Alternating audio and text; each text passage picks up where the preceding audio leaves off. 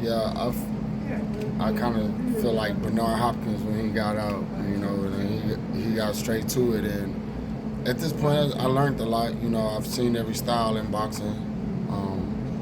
Like I'm focused. My focus is different now. I've eliminated a lot of distractions in my life that I once had earlier part of my career.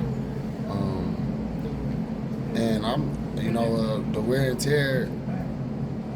It don't just come with like in the actual fight. It comes before the fight, sparring, and a lot of running, a lot of breaking your body down, building it back up. But it's been good overall. I feel fresh. I definitely feel like at 36, I feel like I'm 32 maybe or 30 or something. I really feel good. Strength and conditioning is all my the small things that boxers do and boxers don't do. I mean, I'm doing it. Chambers, cryos, drips. I'm doing everything that I'm supposed to be doing. Some of the inactivity you've had recently, how are you a different person outside of the ring, maybe, not just inside the ring? I pray more. I actually listen to my fans more. And I like to do the things that make me happy. At the end of the day, and I'm outside the ring. I'm doing better. Talk a little bit about, because you say pleasing the fans, but also it's a lot of pressure before yourself as well, right? So talk about that pressure of not only having standards for yourself as a champion coming back, but also battling those expectations from the fans as well. You said it was pressure. I didn't say it was no pressure. I'm not really pressured by anything. I'm just being me, and it's just the better Charlo. I just want to give y'all like some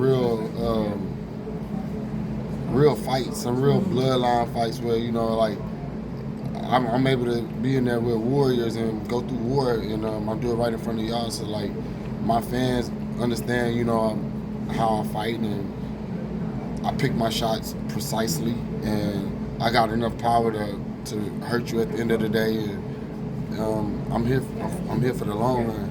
You talk about your You talk about your family as well being one of the big motivations. Your children, especially, getting them that kind of generational wealth. Talk a little bit about that as well. That being your motivation with your family. Yeah, the motivation with my family is probably one of those things that I say I'm like not distracted by anymore. Not being able to see my kids, and I just know like after the fight, then I'll be able to see them. Even though they're like right around the corner, I'm able to take that all in with like positive motivation. And at first it broke me down and made me feel like it was the end of the world, but then you start realizing like some baby mamas just be bitter. It is what it is. I got a bitter baby mama. She don't let me see my kids whenever I just want to. I can't just get up and go upstairs and go get them like I used to. So I just wait till the fight over with, and hopefully I have some free time and I'll be able to go see them. And I'm just keeping it 100. Like it don't bother me as much as it used to. But I just put my headphones on, take off, and go running. Hopefully I see them riding their bike or something. I don't know, but I'm motivated by being better. I'm not motivated by the struggle no more. Well, speaking of family, a lot of people, attach themselves to you and your brother's story. What can you say about your relationship with your brother right now? I haven't talked to my brother all year. My brother is in his little wave of being whoever he want to be as far as getting another fight. I've been fighting. I don't care if it's once or twice a year. Y'all been seeing me active. I haven't not left the gym not once. Even when I trained with him to get ready for the last fight, I literally tried to get closer to him and train with him at his gym. But like I said, I'm not really focused on the negative no more. I'm just gotta stay positive and just keep the ball rolling.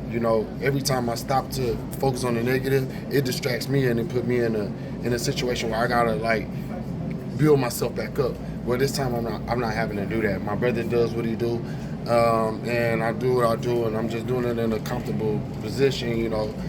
This camp I'm faster, I'm stronger, I'm smarter, I'm wiser. I got more of a shield of protection around me, and that's why I said I've been praying, and I've been making sure that like I stay on top of my game. I haven't talked to my brother didn't even call me for our birthday, May 19th, just a couple months ago. I called him, blew his phone up, tried to tell him happy birthday, but his fiance or whatever she is, hopefully they get married one day. She's negative. I blocked that out. I'm not necessarily worried about anything that's coming towards me. I know how to catch the punches and roll with them. So it is what it is. I'm still fighting. I'm headed for this Camp 35. That's what we call it, Camp 35. I'm feeling good. I'm feeling motivated. I'm not worried about the negativity. And hey, whatever happens. A lot of fighters can't knock down another opponent with a jab. I remember you did that against Julian J. Rock Williams. Talk about your power jab and what are the differences between how you throw your jab, whether it's power or it's, to kind of set some other stuff up. Well, the jab you feel for like me, you have one of the best jabs in boxing? I do have one of the best jabs in boxing. After listening to you guys for so long, I focus on the jab a lot. I spent hours and hours and hours trying to figure out different ways to throw the jab, low, from the bottom, from the top, always protecting myself. I literally, the jab is like